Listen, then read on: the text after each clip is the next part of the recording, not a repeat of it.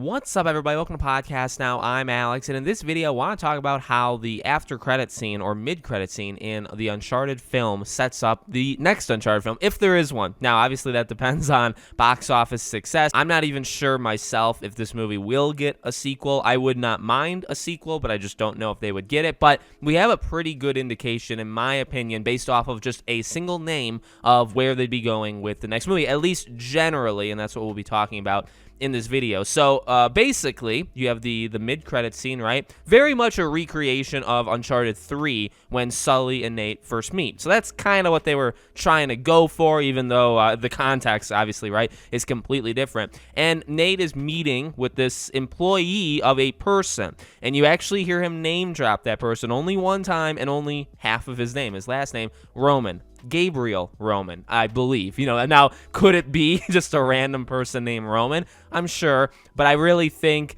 they did it on purpose, where they were introducing villains that we had never seen before, or weren't supposed to have seen before for this movie. And then the next movie, we'd be getting actual villains that we would know from the Uncharted universe. So Roman obviously he's the dual villain, I would argue, of the first Uncharted game. Him and Eddie Raja, of course, everybody's favorite Eddie, right?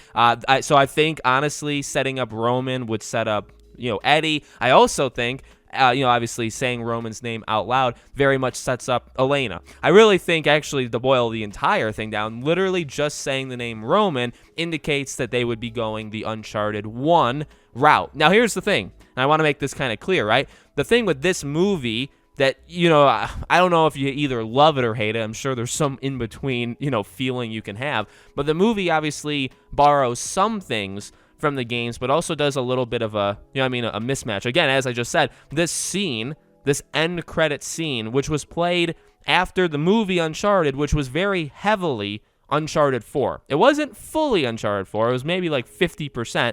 But this movie, this origin story for Nate in their world, was basically half Uncharted 4. And then also like the big plane sequence for Uncharted 3. Then you have, this after credit scene, which was, again, almost a recreation of the flashback of Nate and Sully in Uncharted 3, but it's setting up Uncharted 1. So you see how it kind of just borrows just to do it. Now, you can love it or hate it or somewhere in between, but it just borrows to borrow. So I guess where I'm going with that is what I fully read into it is Roman would be the main villain. I don't think you could bring in Roman without bringing in, Eddie Raja. And I also don't think you could ever have a second Uncharted movie, whether you're going to do Uncharted 1 or something else, without bringing in Elena. I think 100% you have to be bringing in Elena. Now, in my opinion, it would make a lot of sense to go with the story of Uncharted 1 as maybe, even if you want to do it in the sense of how the movies do it, just as kind of like your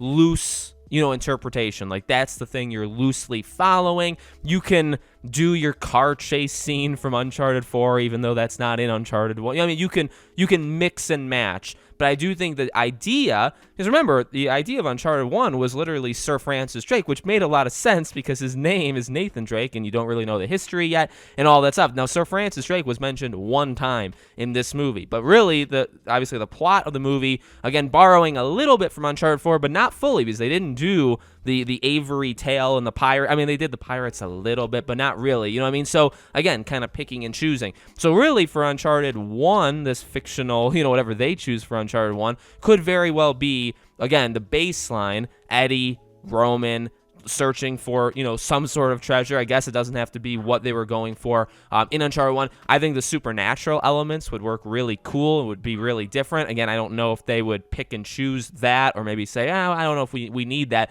But then also, again, you'd have to bring in, I think, Elena, as your reporter, and start to develop that relationship with Nate and her. So, yes, he only name drops Roman. That it could be a different Roman. It doesn't have, but of all names to drop, why would that be the name that he says? So I fully, and again, it makes sense, right? Because you copied 4, but Uncharted, the movie, is just a prequel. It's supposed to just kind of be an origin story for him. So it would make sense that the next one that we see, again, by the way, I know I'm saying, this is going to happen, this is going to happen. This is if we get another movie, which, if you don't want another movie, I totally respect that. That's cool. But I'm just saying, I don't know if we'll get a second Uncharted movie, but I think the plan would then be make the second Uncharted movie what we would recognize mainly as the first game. But again, I think they're going to pick and choose. I mean, for all we know, they could have the cruise liner, big action sequence. They have said, like, kind of point blank, they would have the car chase from Uncharted 4. So that'll make it in whatever they do next, whether they're copying Uncharted 1, 2, 3, whatever,